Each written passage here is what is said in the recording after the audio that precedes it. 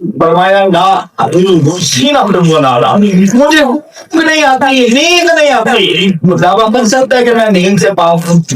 کتنا جاگ لے گا؟ 24 گھنٹے. کوئی بڑی چھلانگ ہمارے 48 گھنٹے. کوئی بڑا جبل جاگ جاتا ہے تو 3 دن 70 گھنٹے جاگ رہے گا بس ہو جائے گا. لیکن خدا اللہ کہتا ہے میں مبعوث برحق اس لیے ہوں کہ نیند تو دور کی بات تجھے میری اونگ بھی نہیں. اللہ کہتا ہے میں معبود اس لیے ہوں کہ لہو ما فی السماوات والارض. آسمانوں کا نظام زمین کا نظام ہے کس لیے کیا؟ ہواؤں کا روح کس طرف ہونا ہے؟ ہواؤں میں ٹھنڈا ہونا ہے گرم ہونا ہے. یہ سارا کس کا اختیار ہے؟ بارش سے کب برسنا ہے سب کہاں آسانی کو نہیں ہے. کب بارشوں میں رک جانا ہے یہ سارا اختیار کس کا تھا؟ اللہ کہتا ہے جب میرے علاوہ اختیار کسی کا نہیں تو معبود بھی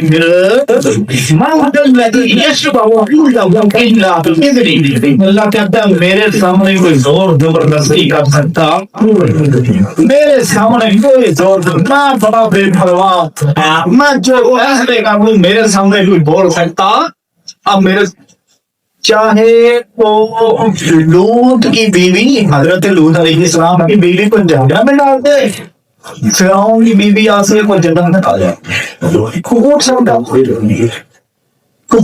ہے حضرت ابراہیم کا باپ حضرت نوح کا بیٹا جہنم میں اس کے سامنے کوئی زور زبردستی کر سکتا.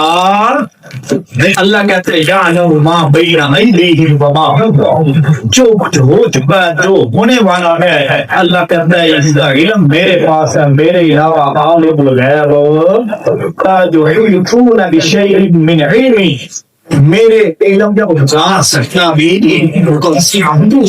السماوات والارض زمین و آسمان سے بڑی میری مجھ کرسی کا مالک کو میرے سے بڑا بادشاہ کوئی نہیں ہے.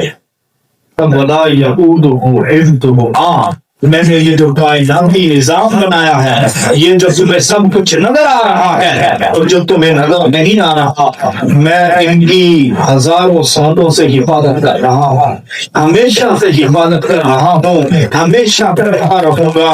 میں ان کی حفاظت کرتے کبھی تھکا بھی. یہ ہے اللہ کے پہچان.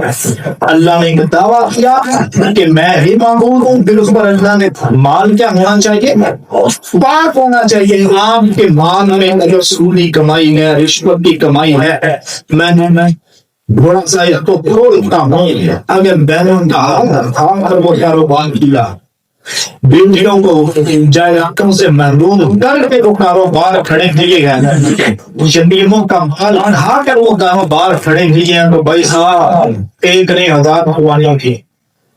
وہ میں جملہ اکثر کہا کرتا ہوں میرے جمعے کے مستقل نمازی یہ سنتے رہتے گئے کعبے کے گرد لگائے گئے چکر لوگوں کے دیے ہوئے چکر معاف نہ کر سکتے جتنے مرضی کعبے کے گرد چکر لگا رہا لیکن جو اللہ کے بندے جو چکر دیے ہیں وہ کبھی معاف نہیں. کتنی شرطیں ہو گئی میں باتیں بڑی مختصر کر رہا. کتنی شرطیں ہو گئی 2 فرمانے کی قبولیت کی کتنی شرطیں ہیں جی؟ نمبر 1 عقیدہ شرک سے پاک ہونا چاہیے. عقیدہ توحید میں کوئی لچک نہیں ہونی چاہیے. اور دوسرا میں آ گیا کہ آپ کا مال. تیسری شرط یہ ہے کہ نیت خالص ریاکاری سے پاک ہو. ایک بندے کا عقل کا بالکل ٹھیک مال بالکل پاک ہے لیکن دکھلاوا لوگوں کو حقیر سمجھ رہا ہے کہ میں جا کے پاٹ کرائے گا یہ وہ سید دیکھو میری قربانی ہے دیکھو یہ میں نے یہ کیا کس بات دیکھو نیت ہونی چاہیے حضرت ابراہیم جیسے. قربانی کا معنی کیا ہے؟ اللہ کا قربا صاحبہ. قربانی کا معنی کیا ہے؟ سارے بولو قربانی کا معنی کیا کہ اللہ کا قرب حاصل کرنا، اور وہ اللہ کا قرب حاصل ہو گیا کہ تمام وہ اللہ کی بات مان کے جس طرح اللہ نے کہا اس طرح اس کی بات مانی جائے تو پھر اللہ کا کیا حاصل ہوگا؟ قرب۔ ابراہیم پیغمبر علیہ السلام نے خواب دیکھا کہ میں اپنے بیٹے سید اسماعیل کی گردن پر چھری چلا رہا ہوں، اب جس طرح خواب دیکھا اسی طرح عمل کیا، اللہ کا کیا حاصل ہو گیا؟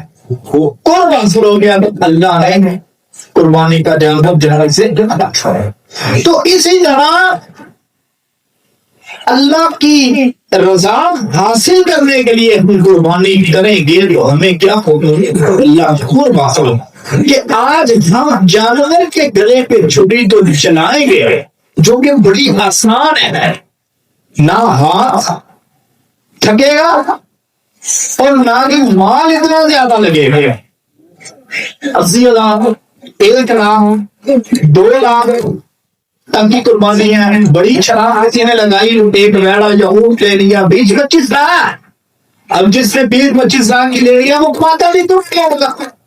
تو یہ تو بڑا آسان ہے چھری چلانا، مشکل کام ہے اپنی انا پر چھری چلانا، مشکل کام ہے اپنے اناد کو قربان کر دو۔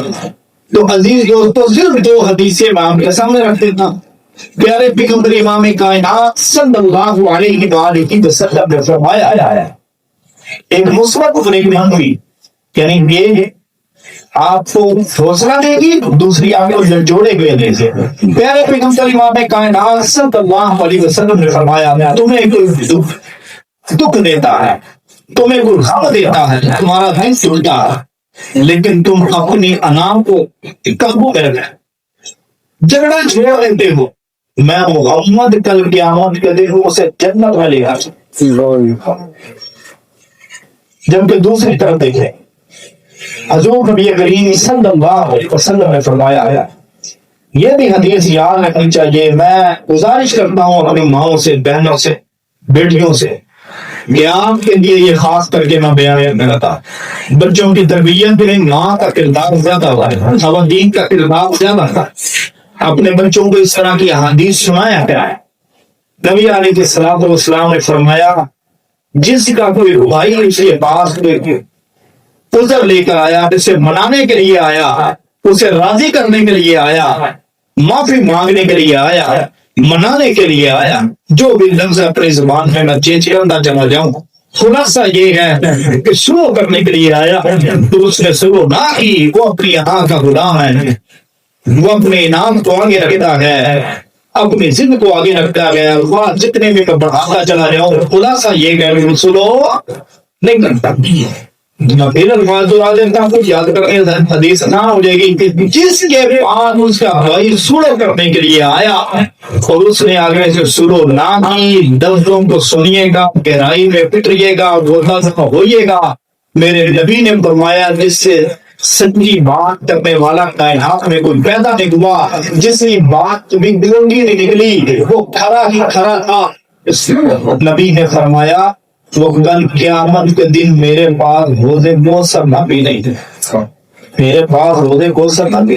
تو اس لیے شاید غلط فہمی میں آخری باتیں کر رہا ہوں، شاید ہماری یہ غلط فہمی ہے کہ نمازیں پڑھ لی، روزہ رکھ لیا، ہم بخشے جائیں گے۔ بھائی صاحب نہیں، سنیے نبیوں کے سردار پیغمبر کا فرمان، لا يدخل الجنة قاطع، جنت میں قطع کمی کرنے والا، ناراض رہنے والا داخل نہیں ہو سکتا۔ فرض کرے میں اپنے بھائی سے ناراض ہوتا ہوں، کبھی میری رد ہو جاتی ہے، موت آ جاتی ہے، کہاں گئے یہ سارے بیان ہیں؟ کہاں گیا میرا حفظ بننا، کہاں گیا میرا عادت بننا، کہاں گیا میرا بستی بننا، کہاں گیا لوگوں کو واز کرتا تھا، مجھے اتنا ہو رہا لوگوں مجھے واز کرنا ہے۔ آپ یہ ہر مسلمان کی شو ہے، آپ اپنے اعتبار سے دیکھیں، نمازیں تو پڑھتے ہیں، روزے تو رکھتے ہیں، لیکن دل میں کیا کہ بھائیوں کے لیے نفرت ہے۔ فرمایا، ایسا دل رکھنے والا انسان جنت میں نہیں جائے۔ اللہ مجھے آپ کو ہدایت عطا فرمائے۔